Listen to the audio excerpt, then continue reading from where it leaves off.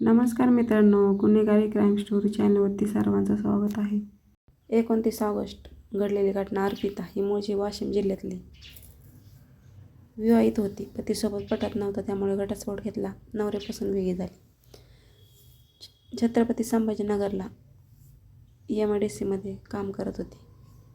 त्याच भागामध्ये पुंडलिकनगर भागात खाजगी कंपनीमध्ये काम करायची. कंपनीत एका तरुणाशी तिची ओळख झाली. नंतर ओळखी प्रेमात, नंतर शारीरिक संबंधात.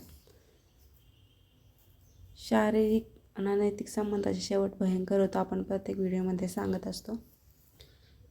तशीच आजची घटना आहे. तर कंपनीमध्ये भेटल्यानंतर दोघांचं भेटणं, बोलणं, शारीरिक संबंध सगळं चालू झाले. त्यानंतर ती गर्भवती राहिली. आता तिला हे पाप वाटायला लागलं होतं. तिच्या मनामध्ये भीती निर्माण झाली की आपल्या कुटुंबाला समजेल. तिने एका बाळाला जन्म दिला. ही अशी घटना आहे, काळिमा फासणारी घटना आहे. कोणती आईशी करू शकते का? तर आजची स्टोरी पूर्ण बघा. तिने एका खोलीत कोंडून घेतलं स्वतःला आणि तिथे 9 महिने थांबली. नंतर बाळाला जन्म दिला. बाळाची नाळ कापली आणि बाळाला एका पोत्यात भरलं आणि डिवायझरच्या कचऱ्याच्या ढिगाऱ्यात फेकून दिला.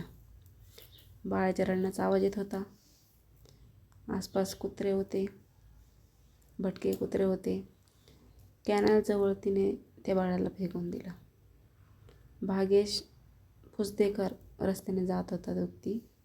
कुत्र्याच्या हालचालीवर संशय आल्यामुळे त्यांनी काय केलं, बाळाचा रडण्याचा आवाज येत होता. त्यांच्या लक्षात आलं. तिथे ते गेले. त्यांनी ते पोतं उघडून बाळाला बाहेर काढलं आणि हॉस्पिटलला ॲडमिट केलं.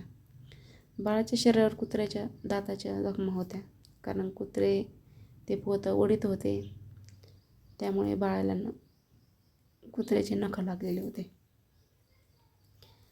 तर त्यांनी तात्काळ पोलिसांना कळवलं. पुंडलिकनगरमध्ये जे पोलीस आहे निरीक्षक, त्यांना कळवलं. त्यानंतर तिथे आले. आसपासचे फुटेज चेक केले. त्यामध्ये त्यांना एक महिला दिसली.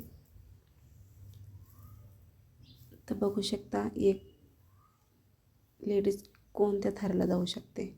तिचं पाप लपवण्यासाठी तिने एका गोंडस बाळाला कसं कचऱ्याच्या ढिगाऱ्यात फेकून दिला. त्यानंतर जे CCTV कॅमेऱ्यामध्ये चेक केल्यानंतर तिला पकडतात, चौकशी करतात. सुरुवातीला ती खोटी उत्तर देते, कारण ती मान्य करत नाही, कारण तिने पाप केलेलं असतं खूप मोठं.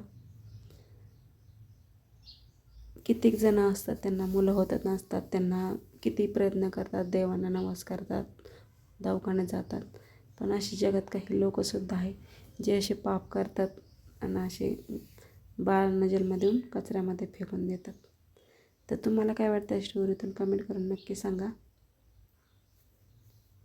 तर आपल्याला कोणाला बदनाम करण्याचा हेतू नाही. हेतू फक्त सत्यासमोर आणणं. अनोळखी व्यक्तीच्या प्रेमात पडते, गर्भवती राहते, बाळाला जन्म देते. किती भयानक प्रकार आहे हा. चला तर भेटूया नेक्स्ट व्हिडिओमध्ये. Thanks for watching. धन्यवाद.